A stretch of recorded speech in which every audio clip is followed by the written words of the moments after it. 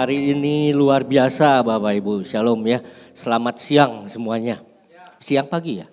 Masih siang, apa masih pagi? Oke, nggak apa-apa lah. Mau pagi, mau siang, pokoknya kita semangat, amin. Nah, oke, hari ini kita berbicara tentang temanya yang diberikan kepada saya adalah kemenangan dalam peperangan rohani Bapak Ibu. Kemenangan dalam peperangan rohani. Yesus sudah disalib, udah bangkit. Ini mau naik ke surga, ya. Berarti kita dalam penantian. Ya. Cuma kita udah yakin bahwa kita ini memenang, Bapak Ibu. Kita ini pemenang. Dan kemenangan ini tentu kemenangan yang sudah pasti yang ada di dalam Tuhan. Dan hari ini kita akan membahas dari Efesus 6 ayat 10 sampai 18. Saya akan bacakan dari ayat yang ke-10 sampai yang ke-12 dulu, ya. Saya akan bacakan Bapak Ibu. Akhirnya hendaklah kamu kuat di dalam Tuhan, di dalam kekuatan kuasa-Nya. Kenakanlah seluruh perlengkapan senjata Allah, supaya kamu dapat bertahan melawan tipu muslihat iblis. Karena perjuangan kita bukanlah melawan darah dan daging, tetapi melawan pemerintah-pemerintah, melawan penguasa-penguasa, melawan penghulu-penghulu dunia yang gelap ini. Melawan roh-roh jahat di udara. Amin. Jadi setiap langkah kita ini penting untuk memastikan bahwa kita berdiri teguh sebagai pemenang Bapak Ibu. Ya. Nah, Bapak Ibu bayangin seandainya saat ini ada yang suka camping? Ada? Ada nggak yang suka camping? Nggak. Nah, kalau nggak suka ada peralatan camping, ini promosi nih kalian. Ya, oke. Jadi gini, bayangin kita ini lagi ada di di tepi aliran sungai yang tenang, ya, di tepi aliran sungai yang tenang di bawah kaki gunung. Ya, udaranya sejuk gitu ya. Terus kita piknik di pinggir sungai itu, ya. Sambil ngobrol, sambil makan gitu ya, bercanda sama keluarga atau sama teman. Mungkin kita juga ngantuk-ngantuk karena udara yang sepoi-sepoi. Ya, mungkin kita ngantuk dan akhirnya kita tidur. Lalu nggak lama tiba-tiba, kalau bahasa Sundanya mah nggak ujuk-ujuk gitu, tiba-tiba gitu ya, datang ini suara keras. Tiba-tiba itu air yang tadinya tenang berubah jadi naik. Udah berubah jadi naik. Wah, banjir. Kita lari. Ya, kita lari. Nggak ada tanda-tanda Bapak Ibu. Tahu-tahu hujan seperti itu bisa jadi di gunung sana hujan mungkin ya. Tiba-tiba pengaruhnya air sampai ke kali itu dan kali itu naik gitu ya. Sungai itu naik sampai kita nggak sempat buat beres-beres piknikan kita gitu ya. Kita lari supaya nggak kena. Nah Bapak Ibu, banyak orang Kristen, kita orang percaya yang menjalani hidup ini tenang-tenang aja. Menjalani hidup tenang-tenang aja seperti tadi di pinggir sungai gitu, tenang-tenang. Ya.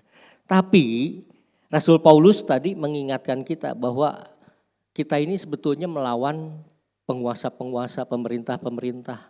Ya. Roh-roh yang gelap di luar sana. Enggak seperti sungai yang tenang itu. Kita hidup dalam medan peperangan. Kita hidup dalam medan peperangan. Dan serangan iblis ini seringkali datangnya kayak banjir kiriman tadi Bapak Ibu. Kayak banjir kiriman. Ya, banjir kiriman. Air yang tadinya tenang, tapi itu bukan berarti nggak ada ancaman. Ada ancamannya.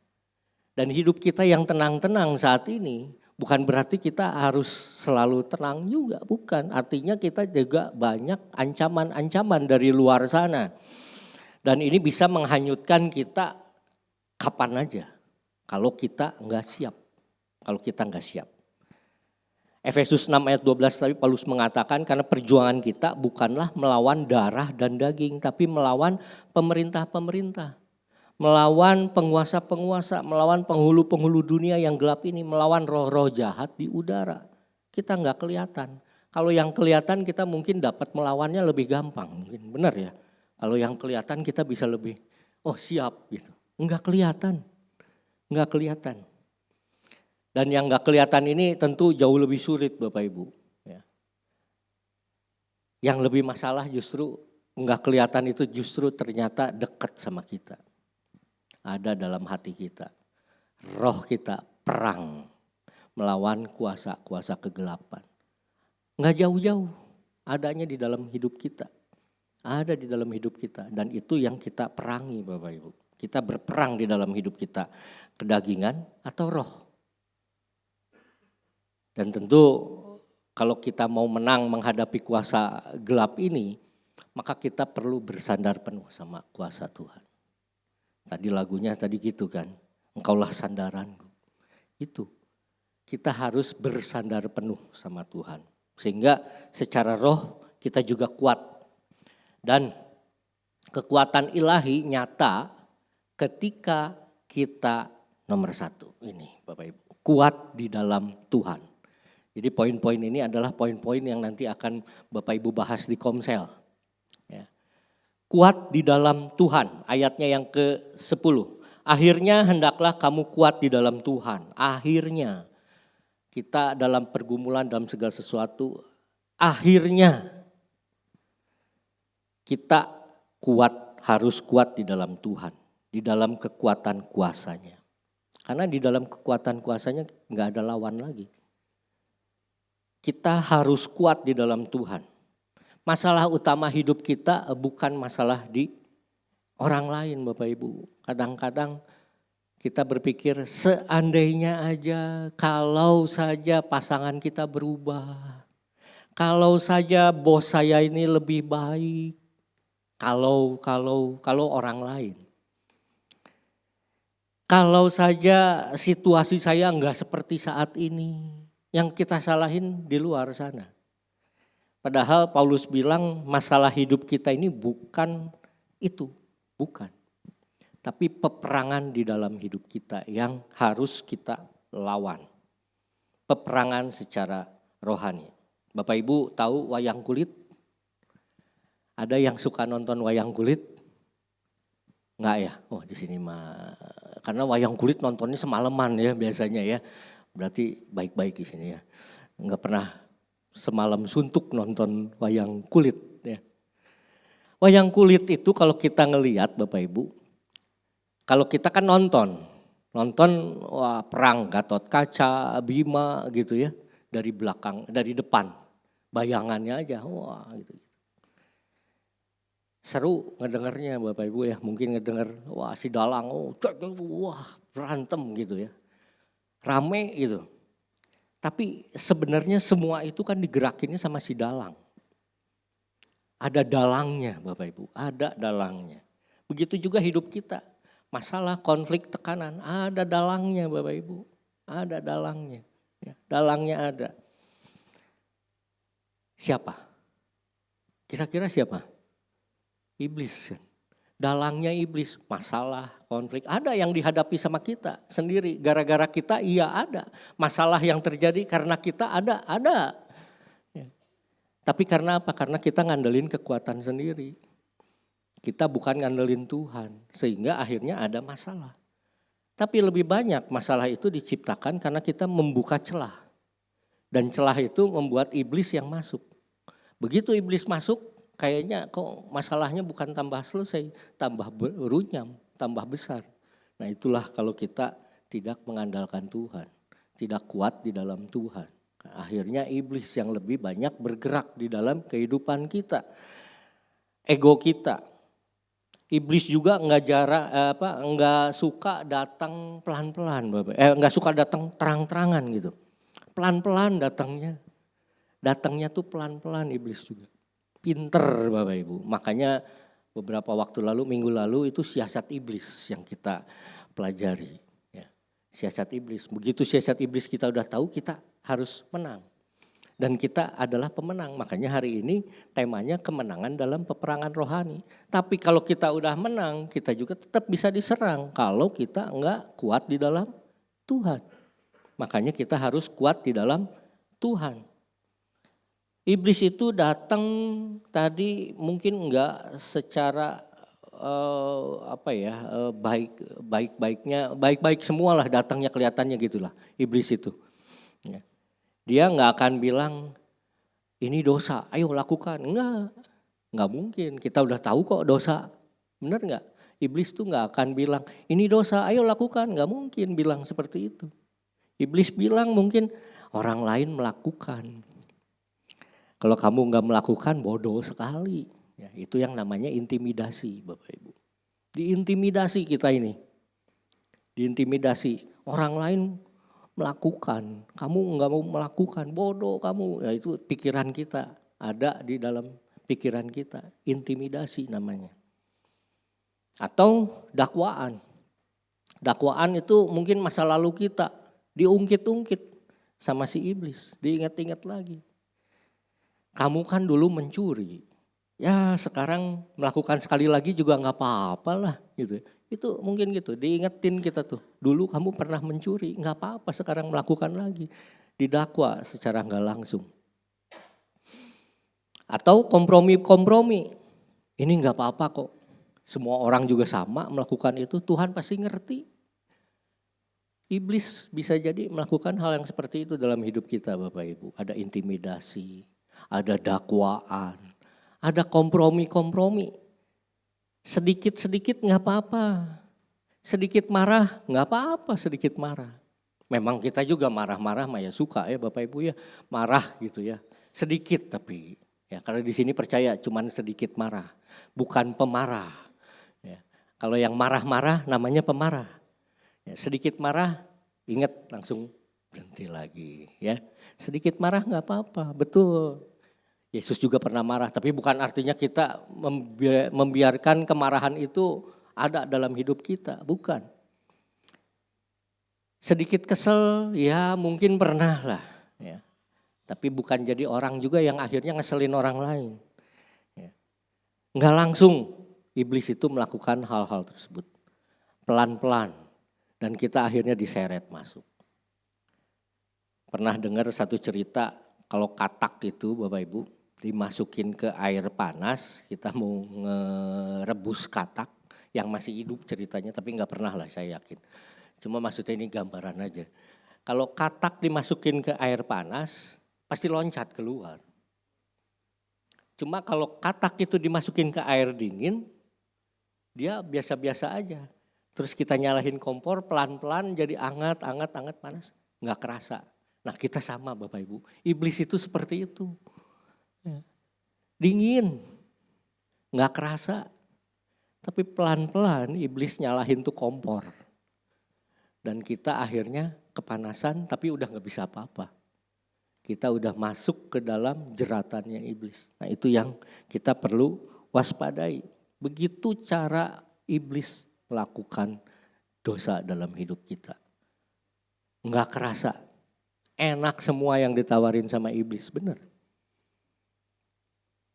Banyak hal-hal yang kita nggak sadari. Ya. Mau secara harta, secara pekerjaan, ekonomi dan sebagainya itu menggoda kita kadang-kadang. Apalagi kalau kita pergi ke mall yang lagi mau akhir tahun. Tulisannya putih, latar belakangnya merah. Ya. Hurufnya gede. S, A, L, E. Tahu semua ibu-ibu.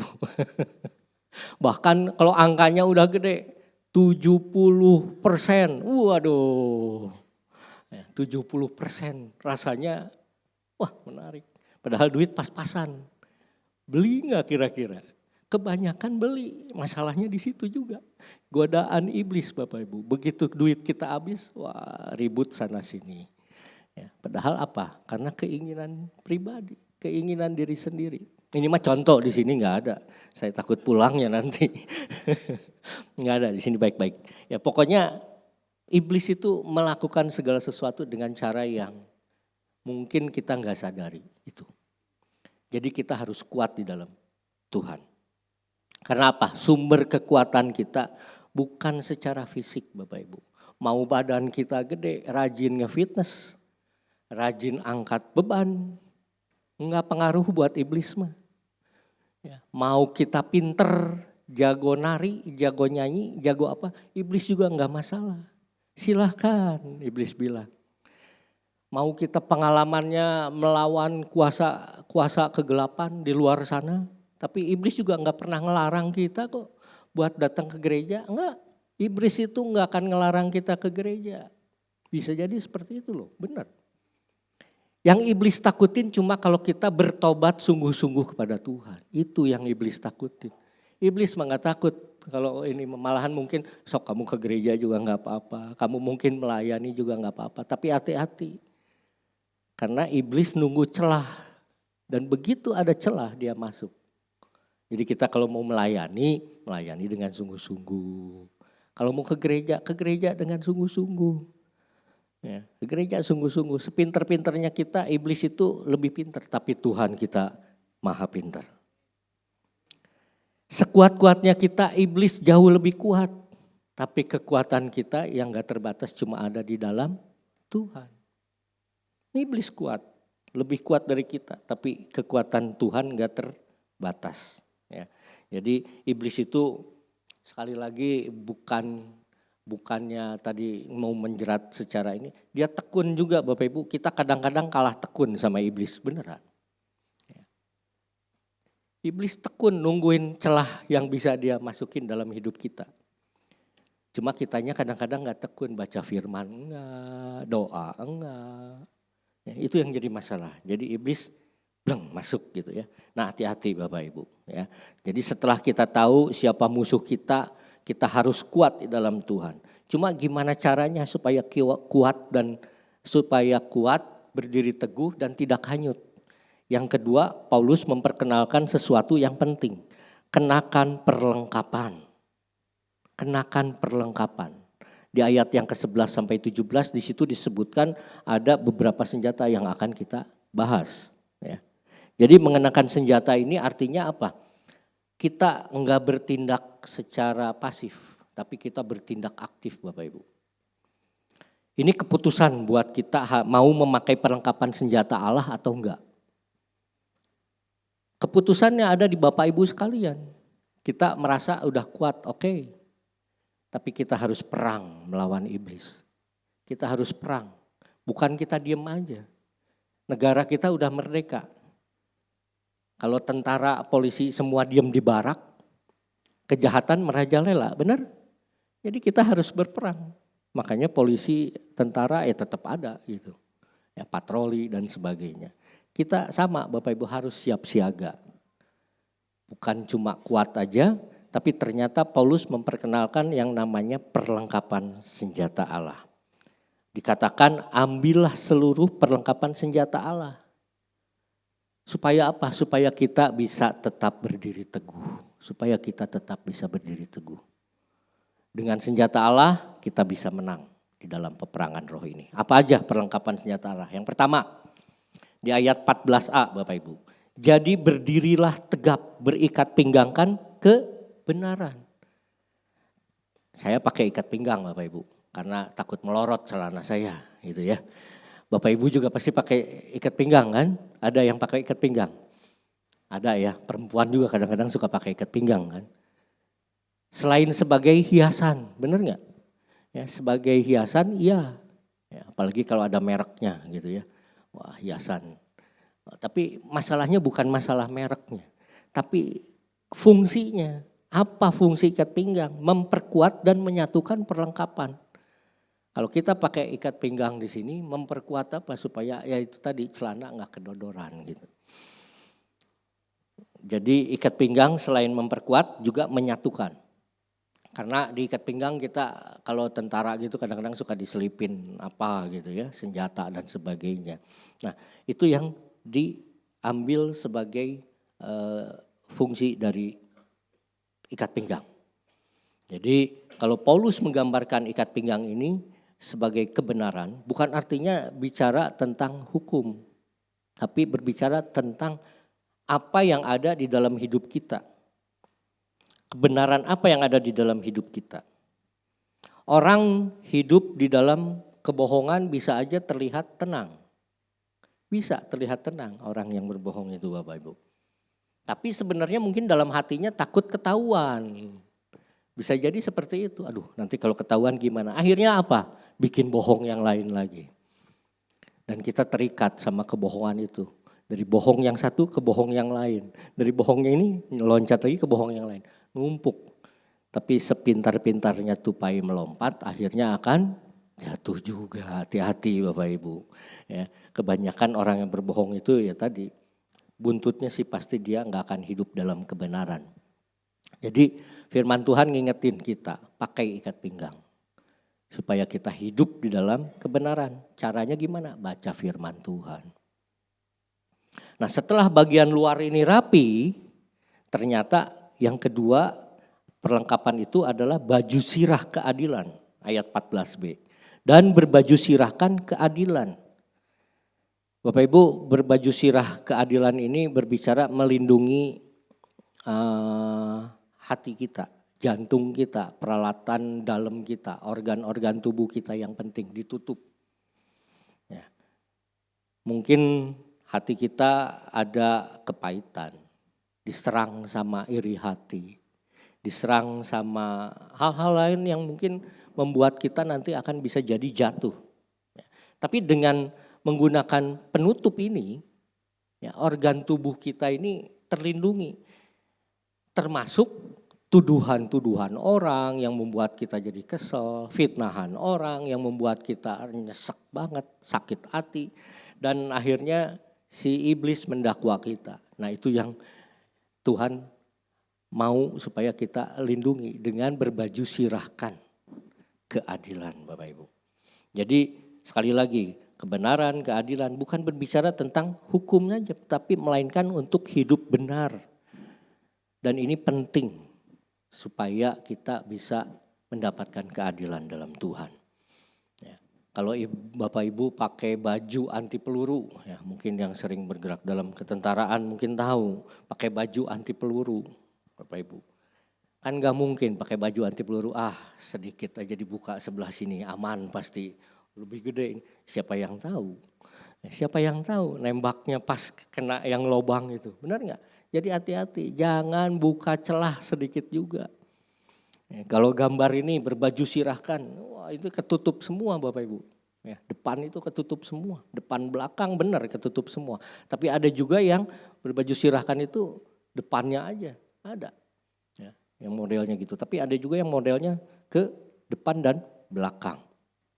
Nah, hati-hati kalau kita kompromi sama dosa. Hati-hati kompromi sama dosa. Ini enggak apa-apa, itu boleh. Ya. Tapi itu kata iblis. Ya, itu celah buat si iblis masuk. Jaga hati kita. Kalau ada masalah cepat bertobat, jangan simpen. Itu yang jadi masalah. Begitu kita enggak cepat bertobat, dosa yang tadinya kecil jadi gede. Ya. Jadi berlindunglah di balik kebenaran Kristus, bukan karena kita kuat. Nah, sudah tadi kita bicara soal ikat pinggang, soal baju sirah. Yang berikutnya ternyata ada bagian yang dianggap remeh, tapi ternyata penting. Bagian kaki Bapak Ibu. Bagian kaki penting juga ternyata. Ya, Tuhan menciptakan segala sesuatu pasti ada fungsinya. Nah, kasut damai sejahtera ayat yang ke-15. Kakimu berkasutkan kerelaan untuk memberitakan Injil damai sejahtera. Sepatu tentara zaman dulu tuh ada pakunya. Ya, gambarnya coba. Nah tuh. Ya. Tapi yang zaman sekarang sih mungkin gak kayak gini ya. Repot kalau diubin, kepleset mungkin jalannya ya. Tapi kalau di zaman dulu itu tentara, karena mungkin di Padang atau di mana itu pakai ada paku-paku seperti itu Bapak Ibu. Tujuannya supaya enggak nyelip gitu lah, enggak kepleset, enggak tergelincir. Dan itu yang membuat kita bisa berjalan di medan yang licin, di medan yang terjal. Peperangan rohani itu adalah suatu medan yang licin Bapak Ibu. Medan yang terjal, yang bisa bikin kita jatuh. Dan kedamaian kita hilang begitu kita tergelincir, begitu kita jatuh. Jadi tujuannya kasut ini untuk membuat kita stabil. Membuat kita tetap bisa berdiri teguh dan membuat kita ada damai sejahtera. Nah, dalam kehidupan sehari-hari hati-hati, kita mungkin akan melewati jalan-jalan licin, jalan-jalan terjal. Tapi Tuhan kasih kasut ini supaya kita bisa berjalan dengan teguh. Berjalan tidak goyah, berjalan bersama Tuhan. Amin. Nah, kalau kita lihat berikutnya, setelah kasut kaki ini, ternyata Tuhan nggak diem aja. Ada yang namanya perisai iman, Bapak Ibu. Perisai iman. Jadi Paulus bilang perisai ini untuk memadamkan panah api. Apa panahnya? Panah api itu apa aja dalam hidup kita? Pikiran negatif, ketakutan, kemarahan, keraguan. Kita kadang-kadang mungkin ragu-ragu. Bisa jadi dalam lagi nyantai tiba-tiba gitu, tiba-tiba ada kepikiran segala sesuatu yang mungkin mengganggu kita. Lagi mikirin soal pekerjaan, kamu mah gak akan berhasil. Mungkin lewat seperti itu. Kamu gak akan berhasil, pikiran kita terganggu.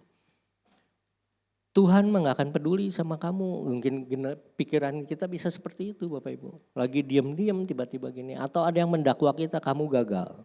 Kamu pasti gagal. Kamu gak bisa. Itu panah-panah. Panah-panah iblis yang dia tembakan sama kita. Kita perlu perisai. Kita perlu perisai untuk menahan panah-panah iblis itu. Dengan iman kita.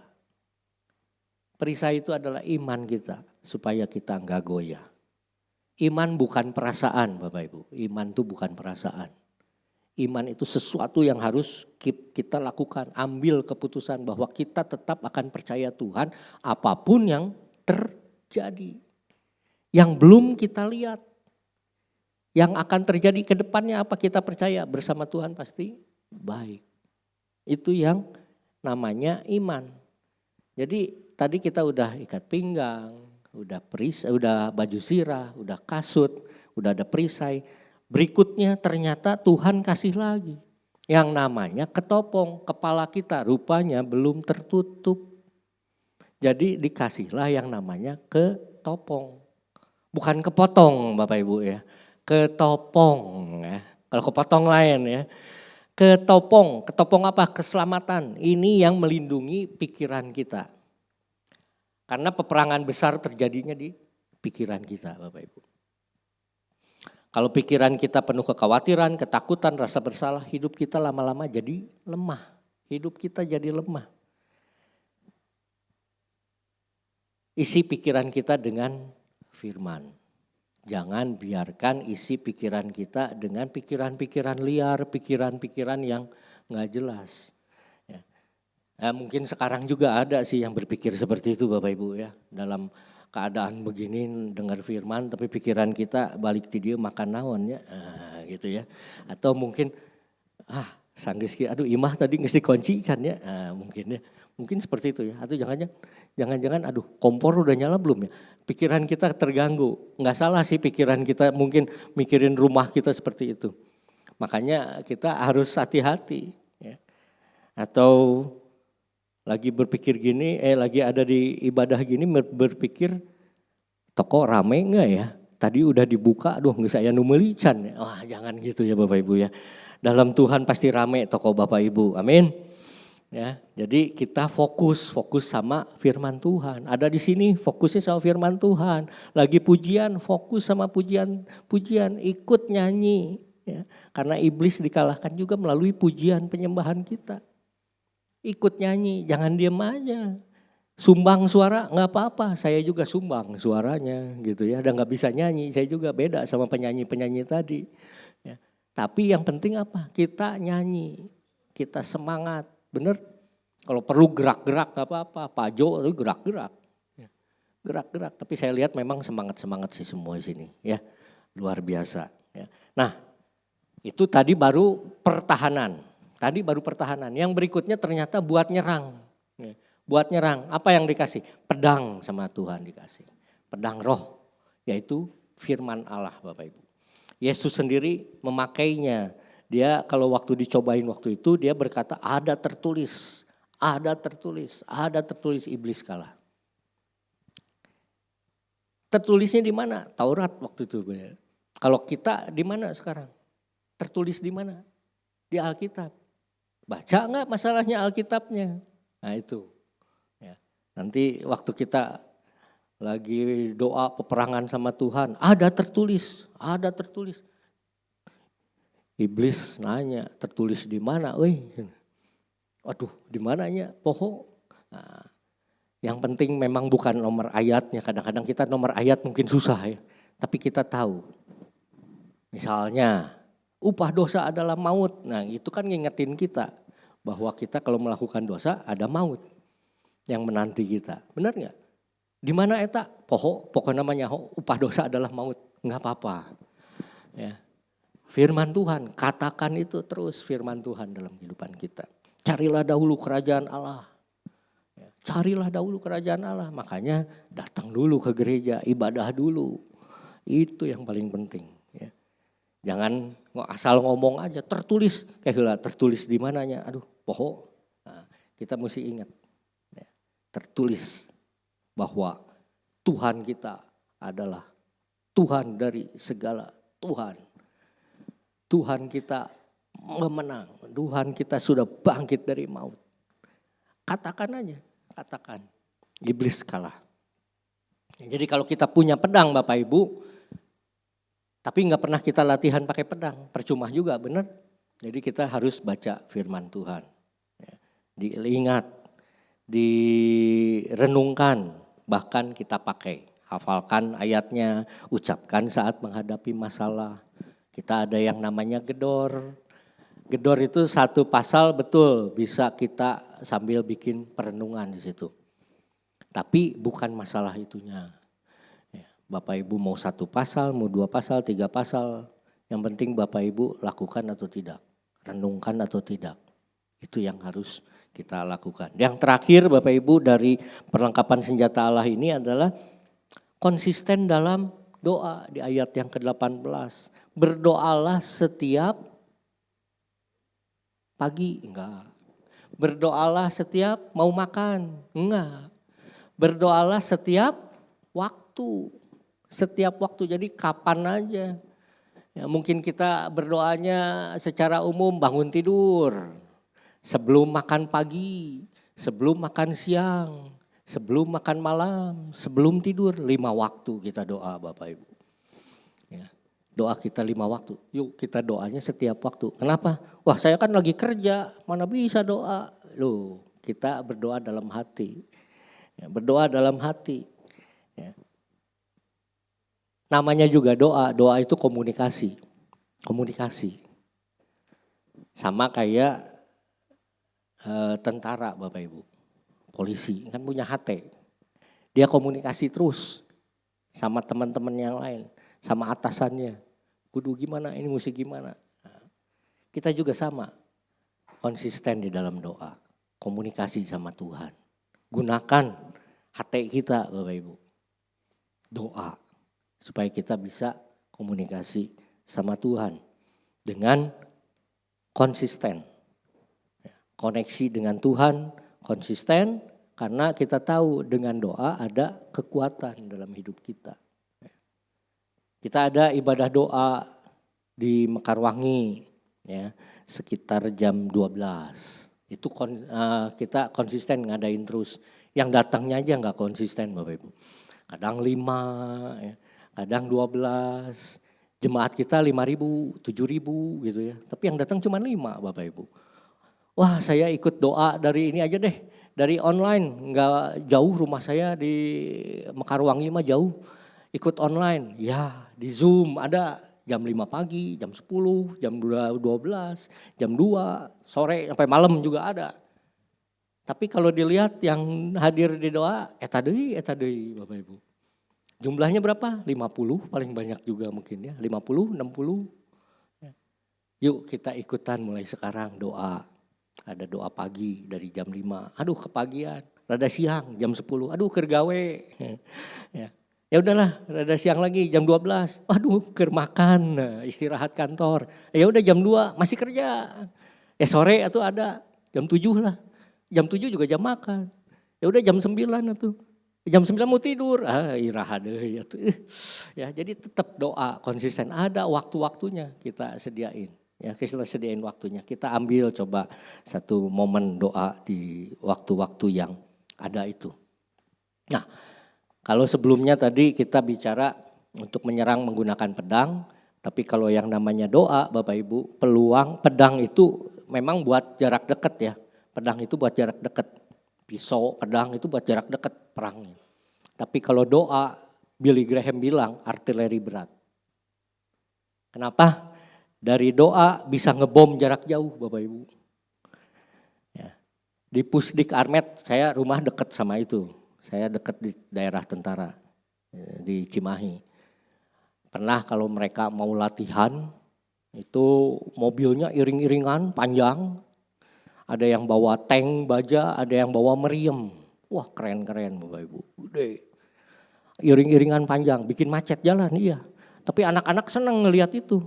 Anak-anak senang ngelihat, wah ada tank baja, itu ada artileri, ada meriam gitu. Senang. Nah yang namanya meriam itu kan nembak jarak jauh. Bem. Doa sama Bapak Ibu. Kita mengalahkan kuasa si jahat bukan cuma di sini aja. Makanya ada orang yang cukup doakan saja. Kan Yesus juga diminta ya, sama perwira itu kan. Cukup doain aja, gak perlu datang. Ya. Dan apa yang terjadi? Kesembuhan, benar? Jadi kalau Bapak Ibu diminta doa sama orang lain, jangan aduh kewelah usahanya yang biasa pendoa gitu. Kita bisa berdoa, di telepon juga bisa. Berdoa lewat jarak jauh, nggak sempat ke sana jauh, nggak apa-apa, doa lewat telepon. Ya. Kalau di kantor kadang-kadang ada yang telepon minta didoakan, saya doain. Atau kadang-kadang kita lagi telepon, konseling atau apa juga bisa jadi buntutnya kita doain. Jadi artinya apa? Doa bukan hanya harus ada di dekatnya, bisa kita bom dari jarak jauh. Tapi jangan gitu terus. Tadi disuruh doa ke sana nggak mau, disuruh zoom nggak mau. Kenapa? Bisa jarak jauh, bisa jarak jauh. Tapi bukan itu maksudnya ya, bukan itu aja Bapak Ibu. Nah, jadi yang namanya doa itu bisa dengan jarak jauh, tapi itu juga sebagai pembuka jalan Bapak Ibu. Doa juga sebagai pembuka jalan. Tank, kan dia biasa lewat dulu. Ke peperangan itu dia jalan dulu kan. Baru nanti tentaranya masuk. Sudah bom, tentara masuk. Sama. Yang namanya kita berdoa, kita buka jalan dulu. Kita buka jalan dulu. Dan begitu jalannya terbuka, peperangan itu dikalahkan, segala sesuatunya akan ngikut. Segala sesuatunya akan ikut. Doa itu akan membuka jalan supaya apa? Kuasa Tuhan bekerja kuasanya lebih besar lagi. Ya. Jadi kita harus peperangan di dalam doa juga. Ya. Di ruangan sana ada ruang doa kalau nggak salah. Ya. Nah doa Bapak Ibu. Ya. Kumpul sekali waktu berdoa.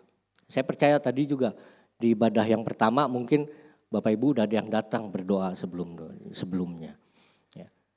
Itu perlu ya, karena apa? Kuasa iblis dia bisa bekerja di mana aja, tapi kuasa Tuhan jauh lebih besar di mana aja. Kuasa Tuhan juga bekerja di mana aja lebih besar. Ya. Jadi tanpa doa yang konsisten, perlengkapan lain yang tadi dikasih sama Tuhan itu enggak berfungsi dengan benar. Jadi tetap harus ada doa. Ya, tadi yang saya bilang menara doa yuk hadir. Ya, menara doa baik online maupun onsite. Ya, jadi tingkatkan jam doa kita. Jangan tunggu masalah baru berdoa. Udah telat. Ya. Bukan gak bisa diselesaikan, bisa. Tapi maksudnya lebih baik kita gak nunggu masalah. Tapi kita tetap berdoa senantiasa. Berdoa setiap waktu. Jadikan gaya hidup dalam hidup kita, berdoa, bicara sama Tuhan setiap hari. Ya. Nah sebagai penutup, berdirilah teguh Bapak Ibu. Musuh sudah dikalahkan sama Tuhan. Ya. Dan tempat kita ada di pihak Tuhan. Tapi kita juga jangan buka celah. Karena apa? Banjir kiriman bisa datang sewaktu-waktu. Yang kita nggak tahu kapan waktunya. Tapi kita harus senantiasa berjaga-jaga. Gunakan senjata Allah. Gunakan senjata Allah. Ikat pinggang, zirah, kasut, ketopong, apalagi perisai, pedang, gunakan itu semua. Berdoa jauh juga lebih penting daripada itu semua. Karena begitu berdoa, semua fungsi itu akan ada dalam hidup kita. Asal kita berdoa dengan sungguh-sungguh. Tugas kita bukan menciptakan kemenangan, karena kemenangannya udah disediakan sama Tuhan. Tugas kita adalah berdiri di dalam kemenangan. Berdiri di dalam kemenangan bersama Tuhan. Itu yang paling penting. Bukannya kita harus menang-menang itu. Karena kita udah menang bersama dengan Tuhan. Ya. Efesus 6 ayat 13. Supaya kamu dapat bertahan dan tetap berdiri. Tetap berdiri. Jadi berdiri dengan teguh. Perhatikan Bapak Ibu, ini bukannya namanya juga berdiri dengan teguh, bukannya lari dari masalah ya. Bukan lari dari masalah, berdiri dengan teguh. Walaupun ada masalah, tapi kalau bersama Tuhan masalah bisa diselesaikan. Bukan lari dari masalah. Musuh udah dikalahin iya, tapi jangan sampai kita lari. Yang namanya pakai perisai biasanya di depan ya. Nggak ada yang perisai di belakang, susah megangnya juga gimana. Ya, pasti perisai dipakainya di depan. Jadi kita bukan istilahnya mundur, tapi maju terus dengan perisai. Ya, bukannya mundur. Kalau begitu kita ngebalik mundur, sudah diserang, kita mati.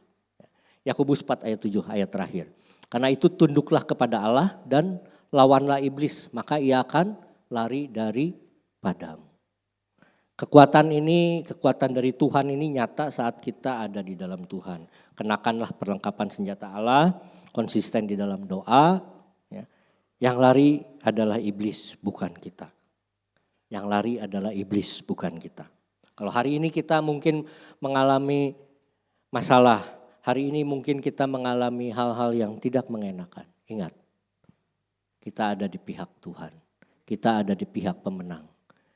Kita gunakan senjata Allah, kita kuat di dalam Tuhan, teguh bersama Tuhan, berdiri bersama Tuhan. Dan jangan lupa konsisten di dalam doa. Amin. Tuhan Yesus memberkati. Saya undang pemusik dan PW untuk naik. Kita sama-sama bangkit berdiri.